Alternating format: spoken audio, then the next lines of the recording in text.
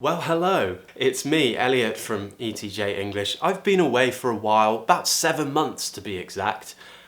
We don't need to talk about why. You're here to learn English, so let's just learn some English. Today, a little bit of pronunciation, but we're mostly focusing on some expressions and some things that we use here in the UK a lot so that you can sound more natural, more fluent. So the first place to start is with this fantastic expression I heard the other day, which is when you decide to do something at the spur of the moment. Spur of the moment. Now, let's talk about spur and of. Firstly, take a look at the word spur. Now in British English, when a word ends, or let's say RP British English, when a word ends with a letter R, we don't pronounce it. Spur. Unless we can connect our speech, which yes, we can in this situation, because when a word ends with an R and the next word begins with a vowel sound, we can borrow that R. So instead of being spur of the moment, we can talk a bit faster, connect our speech, spur of the moment. Now also don't forget that most of the time the word of isn't pronounced as of. I know probably that's what you learnt in school. However, it's usually pronounced as of.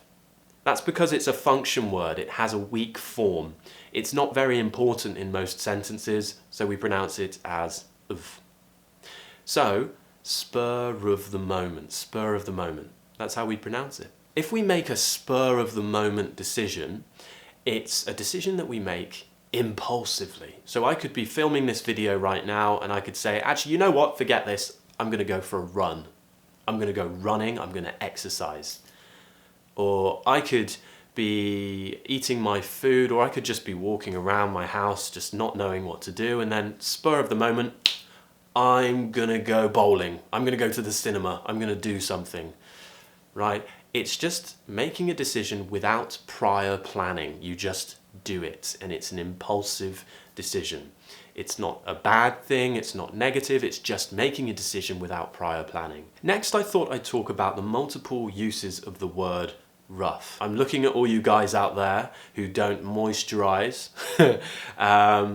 You know, if you don't moisturize your face, when you get older, your face will get rough. If you don't look after your hands and you have a manual job, your hands will get rough. They will feel rough, meaning the opposite of smooth, the opposite of soft and smooth, rough, right? Now that's kind of your general use of the word rough. However, we do have other meanings for it. Maybe you're walking through a neighborhood and you see people fighting and you see just lots of dangerous things happening and it makes you feel quite uncomfortable. Just a place that's not very pleasant because of maybe violence and drugs and things like that. You could say it's a rough neighborhood, right?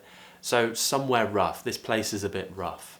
And someone who's from there, you could also say that this person is a bit rough. Maybe someone who looks like they are a bit violent, angry person.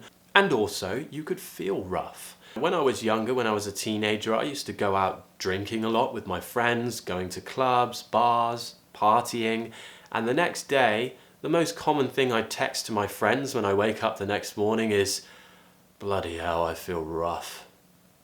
If you feel rough, you don't feel good. Maybe you have a really bad headache. Maybe you just feel like rubbish. You feel bad. You don't feel good. You feel rough. Oh, I feel rough. You don't have to just say this when you have a hangover. You can say it when you just feel unwell, you feel sick, you're not healthy, you feel rough. Oof. Even if you're just a bit tired, oh, I feel a bit rough today. Yeah, that's a really common expression. Next, I wanted to talk about when we ask somebody what the time is in the UK. Quite often we'll get the response, yeah, it's 10 past. Yeah, it's a problem because sometimes when we ask people the time, we don't just want to know the minutes, we want to know what the bloody time is. And unfortunately, it's a habit we have here. I don't know if you do it in your country as well, but definitely we do it here where we'll just say, yeah, it's 10 past, it's half past, it's 1:45, meaning it's 15 minutes until the next hour. It's 10 to or whatever. But we don't say what the hour is. And if this happens to you, all you need to say to a native speaker or whoever's done this is just say, oh, sorry, 10 past what? you know, there's no other way around it really. If they've just given you half of what the time actually is, then there's no other way of asking them. So yeah, it's a common one that happens. Along with when people say, see you later. See you later. Well, I've said this to people and I've never seen them again in my whole life. Again, it's a habit, it's just a thing people do quite a lot. It could mean see you tomorrow, it could mean see you next week, it could mean see you next month, it could mean I'll never ever see you again. Just know that when people say see you later in the UK, we don't always actually mean it. Now, have you ever experienced something called burnout? Have you ever felt burnt out? This is when you've probably been working too hard. You've just been doing too much. And finally, you've reached the point where you've just burnt out. You're exhausted, you're tired, you need a break, you need to rest. You are burnt out. I've heard so many people tell me stories during lockdown about how they were feeling really burnt out because they were working so hard from home. And it's a challenge, it's not easy working from home. When you have family around and things going on and you need to educate your kids while you're also working at the same time, it's not easy and you can easily get burnt out. You can get burnt out if you have a very busy job. Yeah, it's just when you work too hard and you get just exhausted. I'd just like to talk about one more expression, which is when something or someone is a handful. You could also say when you have a lot of weight on your shoulders, but it's a similar thing and I'll talk about both. But you know, my son, he's 11 months old. He is, he's a handful. This is when it's a lot of responsibility, a lot to have to deal with, a lot to have to do. It's just a lot to... The thing I'm trying to say is another thing that many of you may not know, which is a lot to take on, meaning a lot to have, to be given as a job. It's a challenge, right? To take on a challenge. My son is a challenge.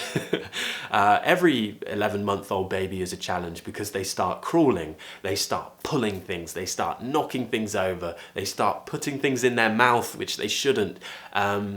It's wonderful, but it's a handful, right? It's a lot to carry in your hands, metaphorically speaking, just like having a big weight on your shoulders.